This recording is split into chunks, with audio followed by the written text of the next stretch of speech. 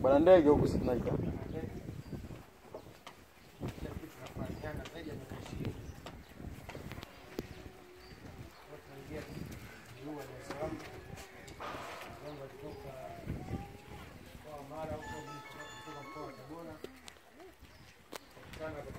Sorry.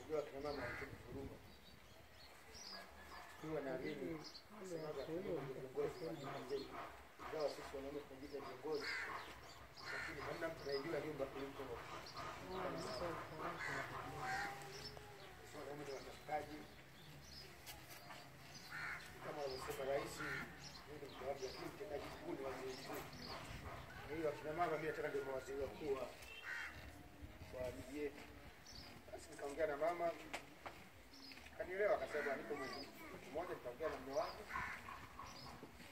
nakupa sio tunakuuzia, kwa sababu hakuwa na haja ya kuuza wala kwa shida. Basi kwa jana baada ya wiki moja ya steka kanileta kwanza kule. Nashukuru mpaka nilipofikia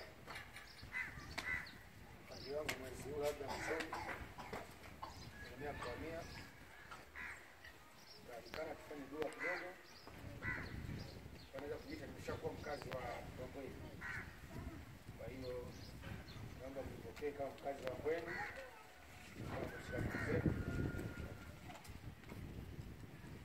Nisikie raha sana kama mtanipokea mapenzi na mahaba ya Uislamu.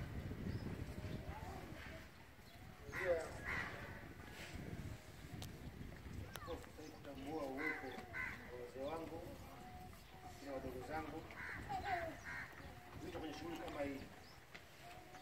Watu wengi sana wangeweza kuitwa, lakini kwa nini hicho mimi? Ni heshima moja kubwa sana ambayo naweza kusema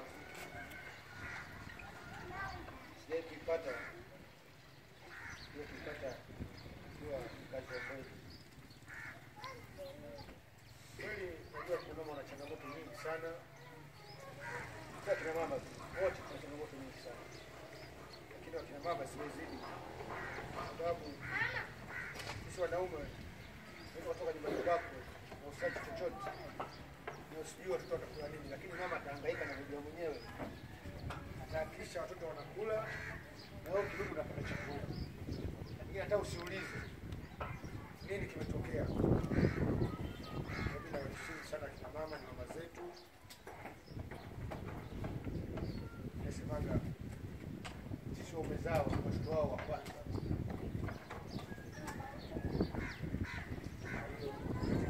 Katika chochote kile mama na mchango asilimia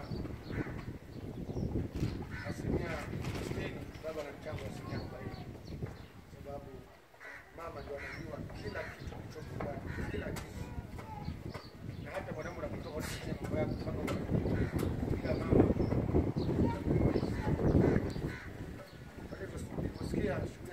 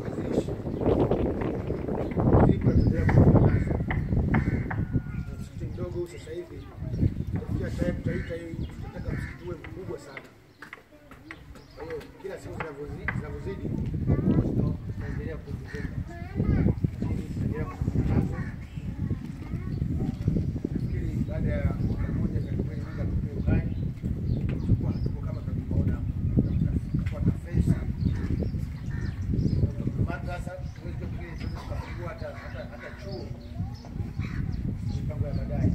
Kwa hiyo napongeza sana watu wa hii kufikia Mungu awajalie na moyo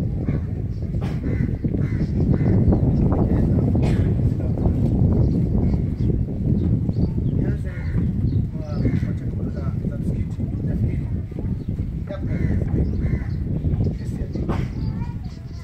lakini nasema yango iko wazi. Naomba sema kwa yote tujaliwa, nitaangalia hili, nitaanza na hili, nitaanza na hili, nitaanza na hili. Kwa hiyo niko tayari kupunguza mapungufu ambayo yako ndani ya msikiti wetu na madrasa yetu. Kwa hiyo mapungufu yote ambayo yanaonekana kwazo, naomba shehe ya wazisi yote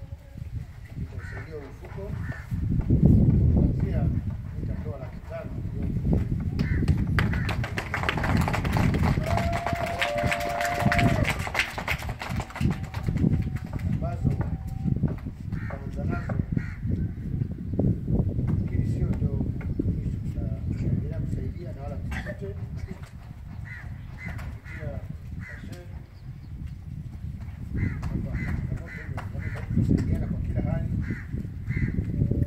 ili angalau kupunguza hizo kero zetu. Nataka niwape usia tu kwamba binadamu tuna safari ndefu sana, sababu maisha ni milima na mabonde. Na mliolewa hapa, wale ambao waliolewa wote tumetoka kama tunavyoona. Mimi nilizaliwa zaidi ya miaka 50 iliyopita kwa Tabora, ya Nzega, saizi kwa Igunga Mjumbo la Manonga. Mimi bila sababu kwa mdogo sana.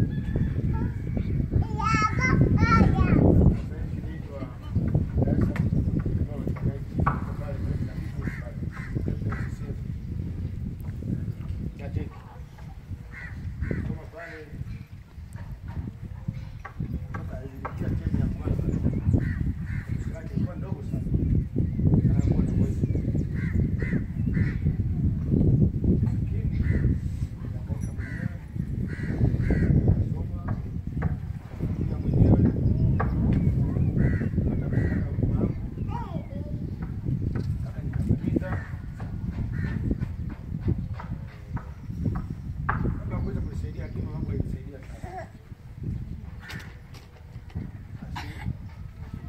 Naanza maisha yangu haya saba namalizia chuo kafariki. Kama kupambana na maisha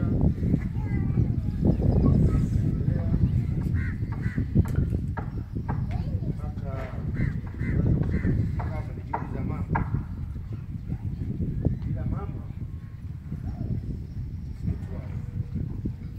sitaki binafsi.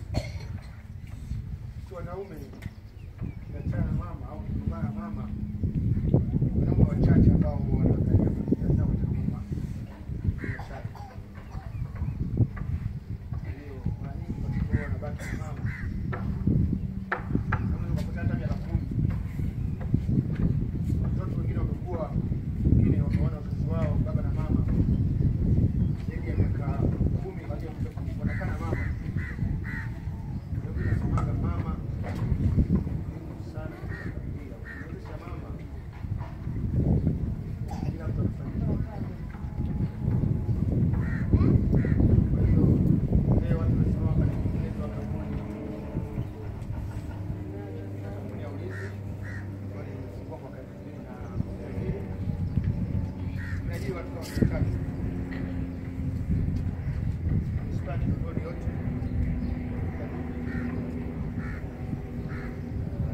hata dispensary za huku zote askari wangu ndio wanafika. Kwa hiyo wanaheshimu sana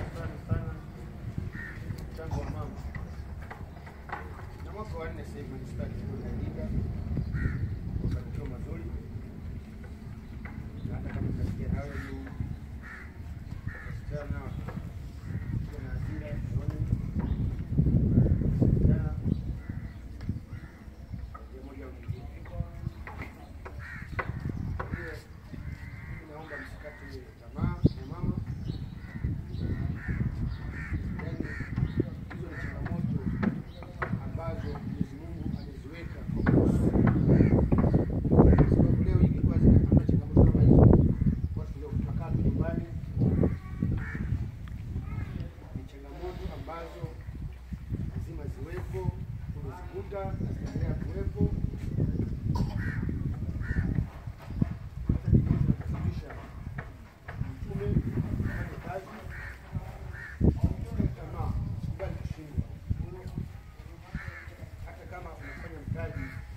Mtaji wa shilingi 10. Hata hawa wagunduzi waliogundua vitu mbalimbali duniani, huwezi kufanikiwa bila kufeli. Lazima ushindwe, na ukishindwa usikate tamaa, rudia tena na tena, kwa sababu unaposhindwa unajifunza kitu fulani. Hata nyinyi mnapokwama msikate tamaa. Sioni aibu kumuuliza mtu kwamba nimekwama hapa, ninafanyaje? Na kina mama akikwama atakaa mbali analia. Fanya hivi. Kwama mwite mtu, eleza tatizo lako, sio lazima kusaidie. Hata mawazo ni msaada mkubwa sana. Kwa sababu kuna watu wao wakikwama kitu wanafikia hata kujiua. Kwa sababu hana pa kuzungumza, hana pa kumuuliza mtu kwamba nimekwama hapa. Ninasemaga wasikubali kushindwa. Wakati naanza kampuni yangu, watu walinicheka sana. Ndugu zangu walinicheka kwamba hii biashara haiwezi. Ninashukuru bali haiweza. Wengine niko nao mpaka leo, nasaidiana kuendeleza kampuni yetu. Tunaweza kuwasia tu usikate tamaa, wote kwa sisi, hata sisi wanaume tusikate tamaa. Maisha ni mapambano, maisha ni changamoto. Bila changamoto hamna maisha, hamna maisha. Kwa hiyo najua nilichotoa sio kikubwa sana wala sio kidogo sana. Najua katika mfuko wetu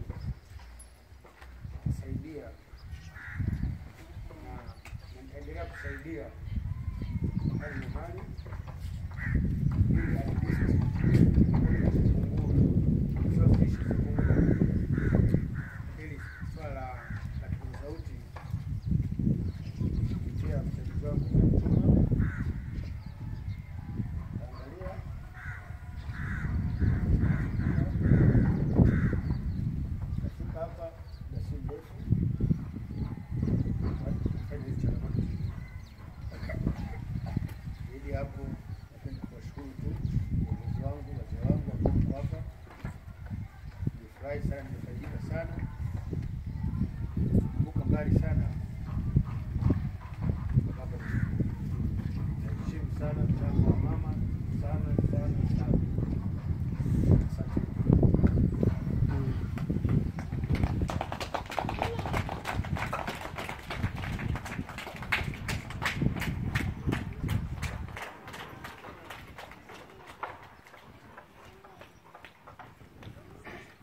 Kwa niaba ya wote mliohudhuria ambao mmekaa dakika chache kumsikiliza Bwana Juma ambaye alikuwa akiongea kuhusu kadi,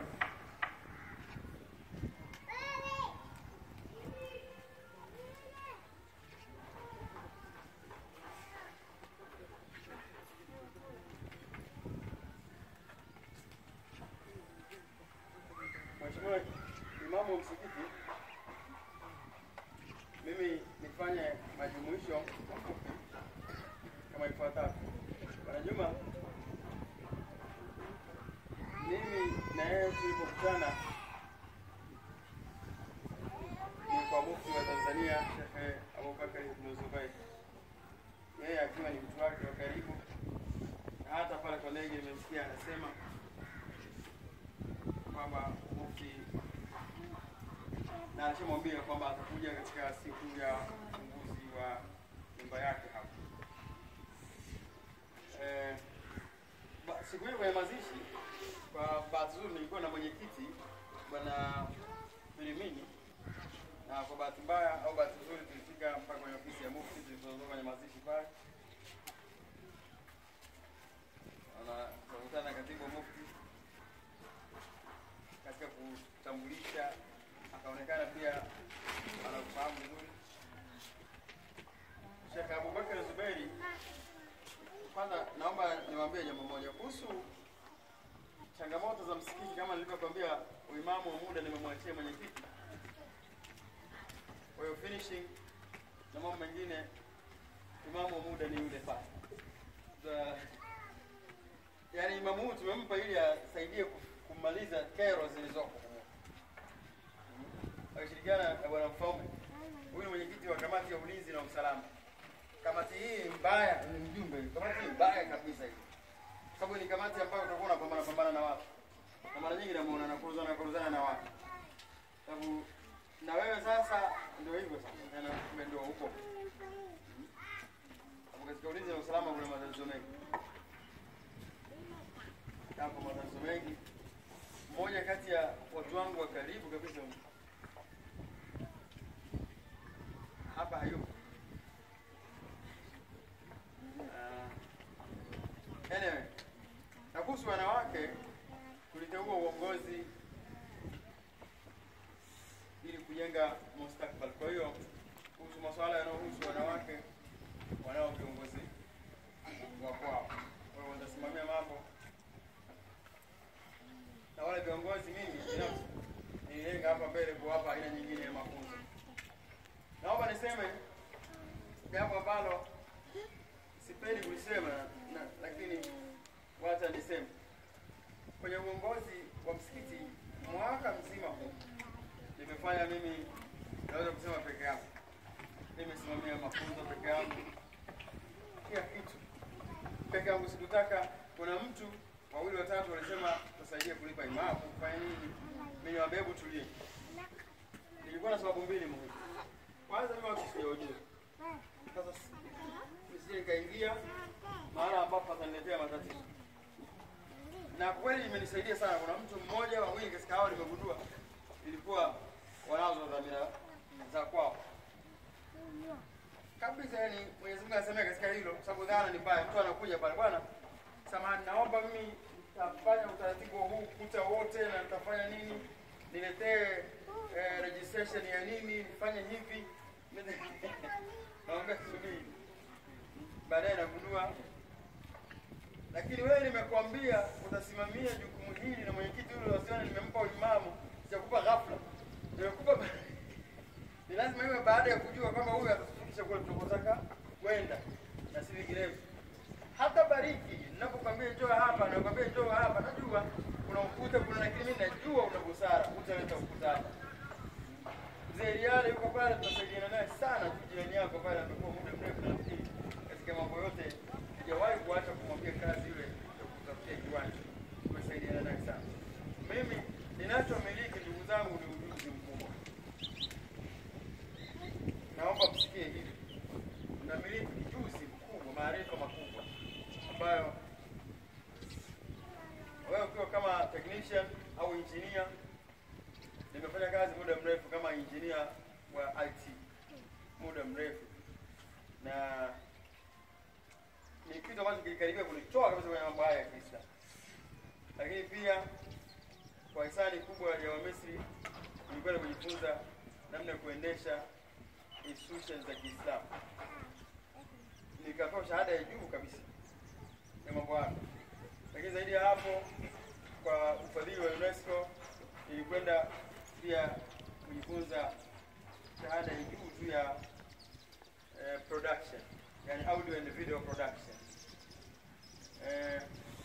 Lakini zaidi ya hapo, kwa msaada wa university wa ya Kamel University ya Egypt iliyo chini ya ile familia ya Kamel wa Jeddah kule, nilikwenda kujifunza Islamic economy.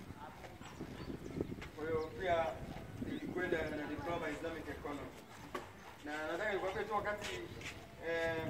wakati KCB ndio walianzisha mfumo wa Islamic banking wa kwanza kabisa. Nafikiri mshauri wa kwanza nilikuwa mimi na kuna bwana mwingine, walikuwa wawili hapa Tanzania wanaojua habari za Islamic economy. Zaidi ya hapo, nataka nikujulishe Mufti wa Tanzania ameanzisha kitu kinaitwa Darul Ulum. Nafikiri mlikisikia siku ya baraza la hili.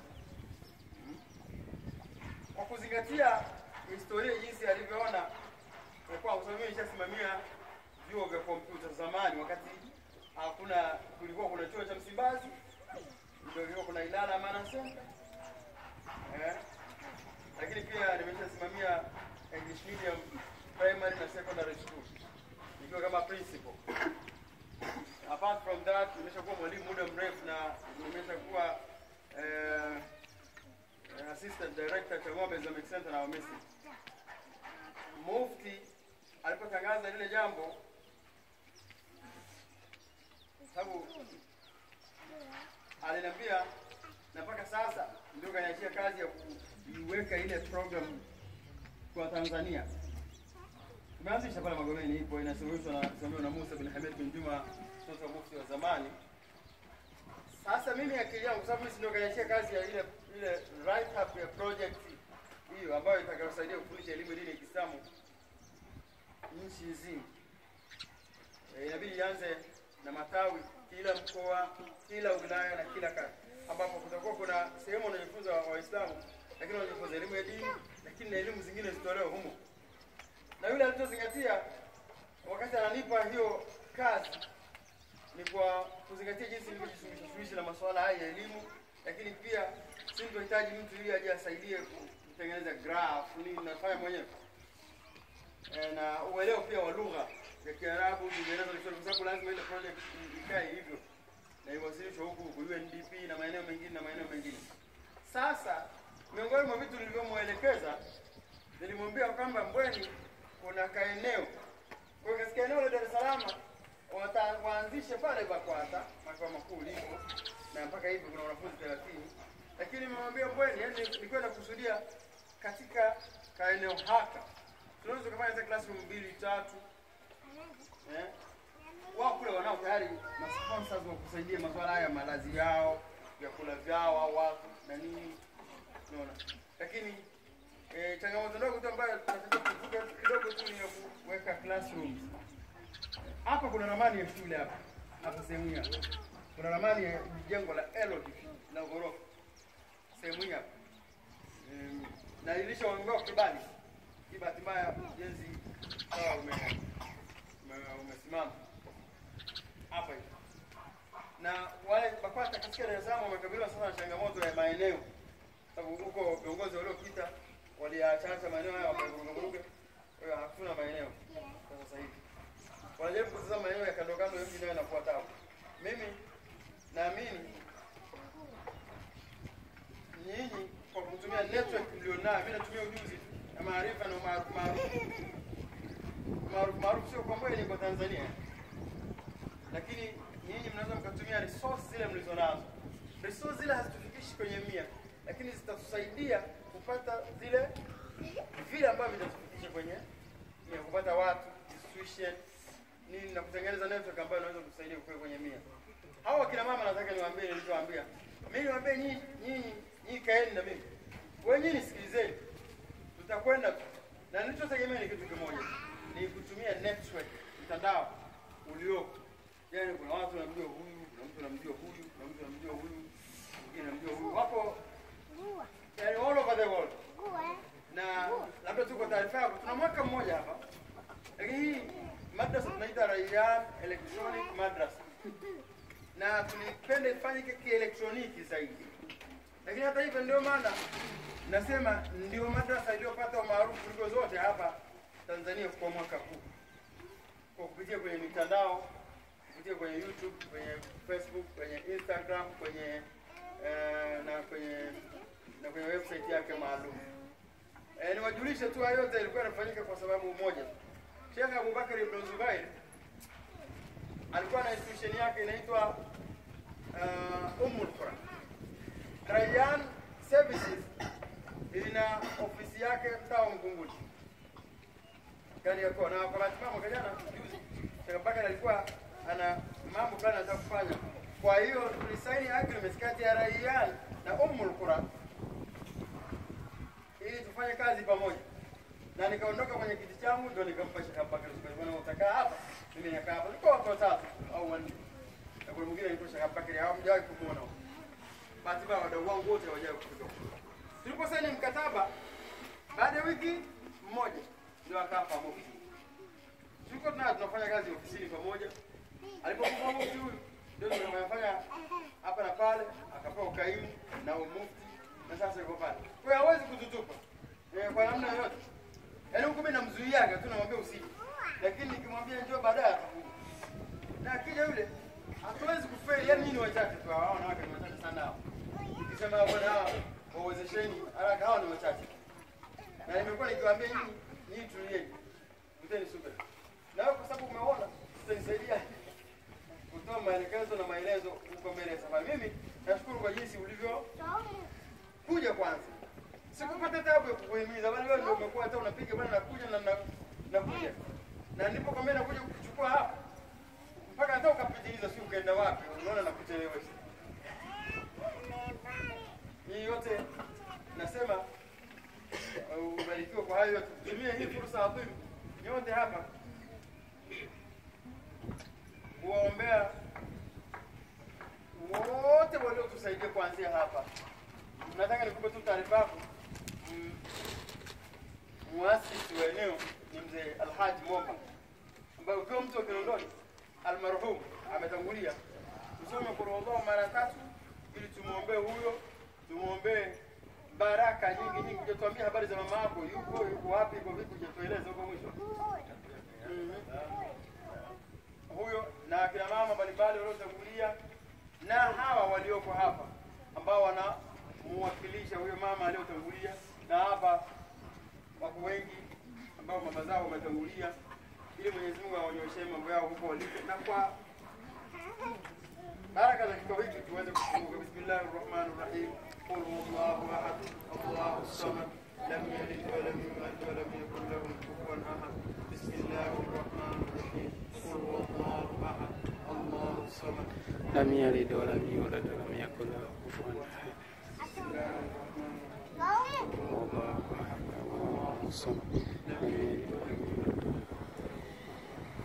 ربنا تقبل منا انك انت السميع العليم وتب علينا مولانا انك انت التواب الرحيم. ربنا تقبل منا انك انت السميع العليم وتب علينا مولانا انك انت التواب الرحيم. ربنا تقبل منا